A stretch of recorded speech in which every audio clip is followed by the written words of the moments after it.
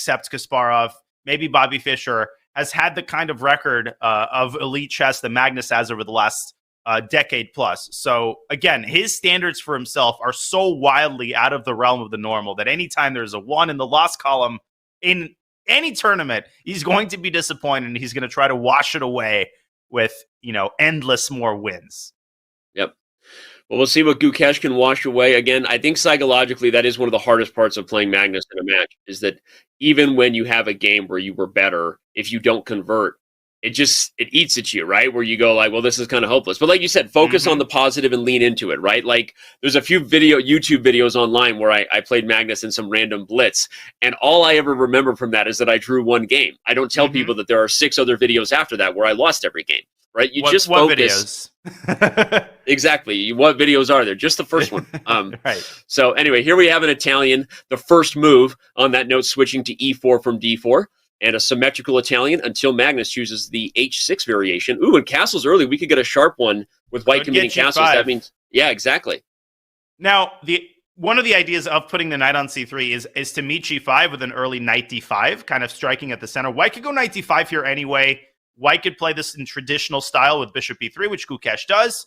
And, just a relatively unambitious opening setup by the Indian Grandmaster. Just sort of a regular Italian position. So popular these days. Let's talk a little bit about that G5. It didn't happen, but that's kind of a modern way that black can look to spice things up if you are in a must-win situation, right? White castling early and black playing H6, not just to prevent bishop G5, but to play G5. That's not happening here, but that is an idea we might see later on in this match if they keep playing this position. Yeah, we might even see the move G5 with the king castled kingside. The fact that the king is on G8 doesn't always preclude black from pushing G5, especially if you could ensure that a knight appears on G6 and a queen appears on F6 shortly thereafter. Knight D5 by Gukesh. So normally black's reaction here is to take on D5 and then to meet bishop takes D5, Danny, with this knight E7, knight G6 maneuver. But Magnus taking a little bit of time. Maybe he's thinking about bishop E6 to keep the tension. Okay. And this is definitely theory for those looking to improve their repertoire or map anything out. This is a symmetrical Italian kind of 4 knights idea, but there's a lot more than meets the eye. That's why Magnus is pausing. Want to make sure he gets the right shuffling in here to be fair. And I think that Gukesh, we asked the question, Danya, what will he have prepared for this match? What do you bring to the battlefield when you're prepping for a world champion? It might be an Italian. I like his position right now so far after the first 10 or so moves. Yeah, and Gukesh has been so impressive in the opening phase in his last couple classical tournaments. Of course, none of us will ever forget his performance in the previous Olympiad. Fabiano Caruana-esque, kind of a repetition of that Singfield Cup. I think he started 8 out of 8 and only lost the next game by miracle. That was amazing, and that really put Gukesh on many players' radars. I'm a little bit surprised that Magnus took on E3, which is oftentimes a concession when the rook is on F1 aiming at the F7 pawn. But Carlsen decides, I think, that there are just not enough minor pieces here for white to really whip anything up on the king side. Okay, reasonable. Yeah, makes sense. Normally in these positions with the F-file open, white can slide with queen E1 and over to that side of the board. But like you said, with pieces being traded, both the knight and bishop, unlikely white is really mustering up something scary on the king side. Is that what you're saying? Asking for a friend. That is. But I would play queen E1 anyway. I like this idea. Queen E1, queen G3, and then maybe knight H4, knight F5, which you often see in these lines. Queen E2 by Gukesh, kind of taking the more slow roll approach, asking Magnus, what he wants to do with this bishop on D5. We could see bishop takes D5 at any moment, but I think white's going to take back with the C pawn and maybe even start playing on the queen side with an attack against that C7 pawn, which is going to be a backward pawn in the event of the trade. I was going to say, on that note, what is black's strategy? Are you thinking about taking D5, or are you trying to get white to blink first? Some maneuver where you move the knight from C6 in order to play C6 yourself and force white to capture on E6. What is black's plan? Obviously, moving the knight might lose the B7 pawn. So again, asking for a friend, teach me what you know about this position. Normally, I'd say the idea is to get white to flinch first. Here, I would seriously contemplate taking on D5, and that's because of the presence of the B4 square. Magnus goes knight B4 immediately. I thought about this, but I didn't see exactly what the idea is in response to bishop takes B7 and then back to D5. Because if we pull up an analysis board, Danny, really quickly, I think Gukesh should take on B7. The idea is that you can't, well, maybe you can try bishop d7 with the idea of There's c6. no I was worried about it. I was just going to say, there's no sacrifice on f7? What do you mean there's no sacrifice, computer? I hate you. It's good for black. Me too. You just drop it back and you stare your opponent in the face and you say you have no follow-up here. You have this three is what pawns. Magnus... My gosh. This is what Magnus has already looked at. We see in the live position right below our cameras here that Gukesh hasn't taken yet, but here he does take on b7. He goes for it. No, but Magnus doesn't go for bishop d7. He decides it is just a pure pawn sacrifice. No, and that's not a good thing for Magnus. He doesn't have enough compensation. I mean, yeah, the knight is sitting pretty on b4, but kind of a strange sequence of decisions for the world champion. He takes a lot of time, and this is a big chance for Gukesh in the early going, Danny. I don't want to overstate the case here, but you've got to try to deliver if you're white. No, I don't think we're going to be overstating the case at all throughout the whole day if we're saying this is a big moment for Gukesh, because he might not get many. You've got to take them, right? You don't swing at the king and miss, as they say. And so I agree. I mean, you can't miss with an opportunity where you've won a pawn. Magnus obviously has some compensation on the b file. Maybe we should highlight that, as well as the b2 pawn being backward.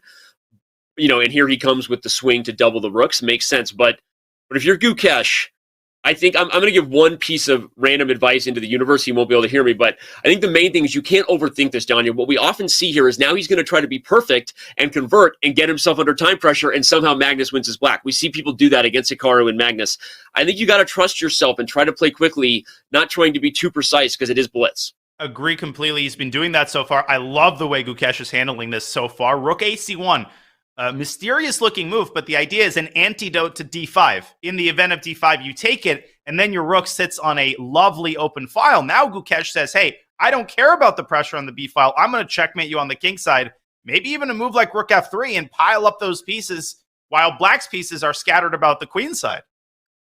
I agree totally, and I think that might be, to me, if I was giving the practical advice, bird on the shoulder, that's what you go for, Danya, because you have to take your chances when you get them, and you can't be afraid to go all in, right? Because you may not get another opportunity. Here he goes. I love this. Queen f2, queen g3. Let's go on the king side. Whoa, that is a sacrifice. Magnus doesn't take on d3.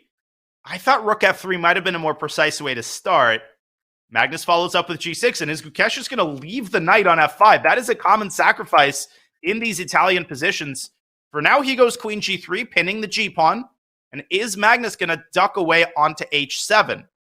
But what about knight takes d3? We're going to have to bring back the analysis board, but just to show the obvious lines, because this game is about to get tricky. So if black plays knight takes d3, white has what? I think just rook cd1. Okay, and d6 is hanging in the end. And you could play rook b3 here, but then you lose sight of the f7 pawn. This gets really nasty for black. Yeah. So Magnus does indeed play king h7. Yeah, stopping knight h6 and maybe renewing eventual threats. Spicy stuff by Gukesh. He just says, hey, Magnus, take my knight. You're going to get ladder checkmated. I love that move. If you take gf5, rook f5, here comes checkmate on the edge of the board. This is the kind of game, if you're writing up the storybook upset, Rudy takes down Notre Dame. Or what happened in that movie? Did he go to Notre Dame or did he beat Notre Dame? Any Hooters. Okay, so if you're writing the Rudy story, it starts with this type of chess by Gukesh. I know he went to Notre Dame. Calm down. Calm down, everybody. No, that's a fantastic move. And Danny, it's not just a defensive move. He's preparing to blast open the center with the move d4. And that pawn on d6, that queen on d8. Magnus is falling apart at the seams here. And he's got 45 seconds. Let's see how Gukesh follows this up. I'm going to say, that's the other thing that you get excited about is on the clock. I love this move d4. I love that you have to put pressure. Magnus is maybe going to be under 30 seconds here in just a moment. Yeah, but this is where the world champion. But this is where the world champion is so resilient. He just does not die. It doesn't matter how much time he has on his clock. He's going to make Gukesh work for it. And I love how Gukesh is just keeping his knight on f5. It can never be captured as long as the queen sits on g3, cutting off the king. I love it. I love it. We asked the question when we were reviewing the insights there, what does Gukesh do to get Magnus in tactical positions? That's a type of position Gukesh might want. This is the kind of game you're looking for. This is exactly what you need. Magnus now under 20 seconds. Where's the beef, Gukesh? You got to deliver. Yeah, where's that crushing blow? Magnus is still pretty solid on the king side. Gukesh continues to pile up his pieces, doubling on the f-file. 10 seconds now for the world champion. And Danny, d takes c5 and queen. No, there's got to be a knockout here. I think just knight h6. Got to be a knockout. No, Knight then queen h6. e6. Is knight takes d6 an option? Queen takes d6. Not And totally then there's rook sure. takes f7. There's also just move the knight anywhere, like even h4, because if the queen goes to e6, then you can play d5 and keep the pressure. Although then the is queen there has is there a this move E8 like square. c5? I Ganya, think is there a move c5 like is c5? best. I think you're calling it. I think c5 is totally crushing Danny because then you play d takes c5 and put the knight on d6. I think c5 ends and he finds He it. goes for it. Gukesh finds it. 7 seconds for the champ. Oh, and he's all in now. He's like, well, might as well take now. Rook h5, rook g5, 1-0. It's over.